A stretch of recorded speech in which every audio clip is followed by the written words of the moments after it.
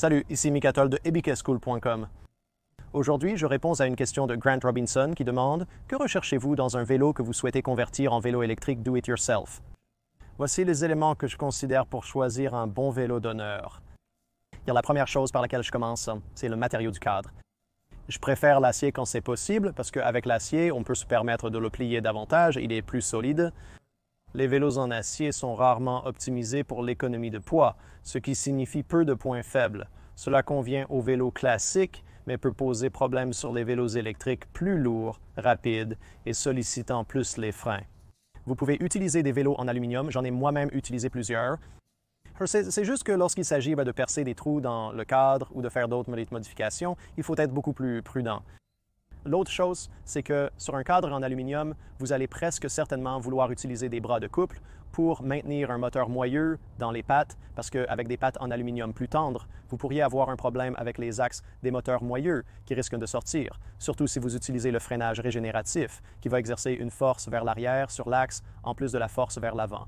Vous allez donc vouloir installer des bras de couple sur un vélo à cadre en aluminium si vous faites une conversion avec un moteur moyeux avant. Vous devrez donc les mettre sur la fourche à l'avant et si vous avez une fourche en magnésium, en aluminium ou dans un autre métal tendre, il faudra absolument utiliser un bras de couple à cet endroit. La prochaine chose que je regarde, c'est la taille du cadre en fonction des composants que je dois installer. Donc quand il s'agit des moteurs, si je fais une conversion avec un moteur moyeux, je vais probablement chercher un espacement de 135 mm à l'arrière ou de 100 mm à l'avant.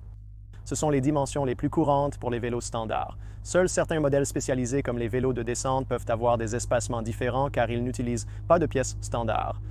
Pour les moteurs centraux, en revanche, je vais regarder le boîtier de pédalier pour m'assurer qu'il est à la bonne taille, que ce soit un boîtier de pédalier de 68 mm ou peut-être un plus grand sur un fat bike. En gros, je vais vérifier que le moteur que je prévois d'utiliser sera compatible avec la taille de mon cadre. Ensuite, vérifiez l'espace pour les batteries par rapport à la taille du cadre. En général, j'aime placer mes batteries dans le triangle central du vélo parce que je trouve que c'est plus confortable et que le vélo se manie mieux quand le poids est entre mes genoux. La facilité de montage dépend de la taille du triangle avant et de l'absence d'obstacles sur certains vélos. J'aime utiliser des vélos avec de grands triangles et plus d'espace dans le cadre, ce qui me permet d'y mettre beaucoup plus de batterie. Et si je vais utiliser une batterie qui est fixée sur le cadre, je vais m'assurer que les inserts pour porte-bidon, là où une cage de bidon est fixée sur le vélo, sont placés à un endroit où je peux réellement installer ma batterie. Les porte-bidons peuvent être placés très haut ou très bas, ne laissant pas assez d'espace pour fixer la batterie à ces endroits. Donc c'est un autre point à vérifier. Personnellement, j'aime beaucoup utiliser des sacs triangulaires. Ça me permet simplement de mettre la plus grosse batterie possible dans ce triangle. Mais si vous envisagez de fixer votre batterie avec des boulons, il est important de noter que vous devrez faire attention à l'emplacement de ces boulons. C'est aussi une autre raison pour laquelle je préfère les vélos en acier, car on peut plus facilement percer dedans. Et donc, parfois, je vais fixer des batteries avec des boulons sur le tube diagonal, simplement en perçant un trou supplémentaire si les inserts pour porte-bidon ne sont pas exactement au bon endroit. La prochaine chose que je crois Grant a demandé concernait les suspensions. Alors, est-ce que tu veux des suspensions sur ton vélo électrique? Pour moi, j'aime avoir au moins une fourche suspendue à l'avant. Tu vois ce que je veux dire? Si tu n'as aucune suspension, la conduite peut être assez rude, à moins que tu restes uniquement sur des pistes cyclables parfaitement lisses ou des routes bien entretenues. Au minimum, j'apprécie vraiment une fourche suspendue. Ça réduit aussi la fatigue des mains et des poignets à cause des vibrations du guidon. Choisir une suspension arrière pour un vélo électrique peut être très amusant. Il sera agréable à manier et offrira une conduite vraiment confortable. Si tu roules sur des nids de poules ou sautes des trottoirs, ce sera plus confortable, mais une suspension arrière prend souvent plus de place sur le vélo et peut compliquer l'installation des batteries. L'amortisseur arrière se trouve souvent là où l'on voudrait mettre une batterie, ce qui est frustrant pour la faire rentrer. J'ai déjà fait des conversions comme ça où la batterie rentrait tout juste et très souvent tu dois aussi commencer à faire des modifications.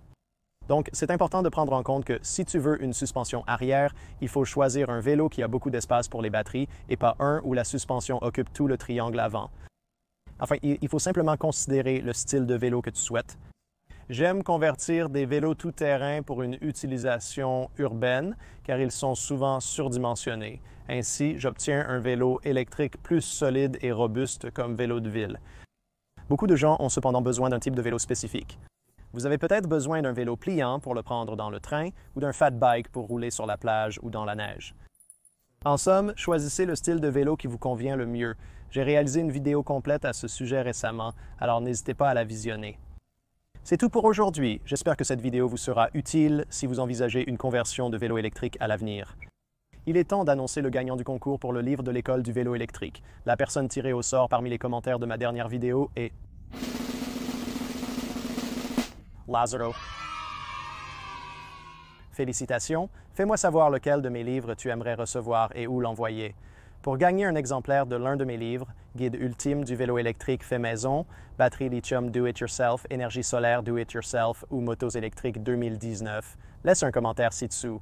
Le gagnant sera tiré au sort à la fin de ma prochaine vidéo. Merci d'avoir regardé. À bientôt.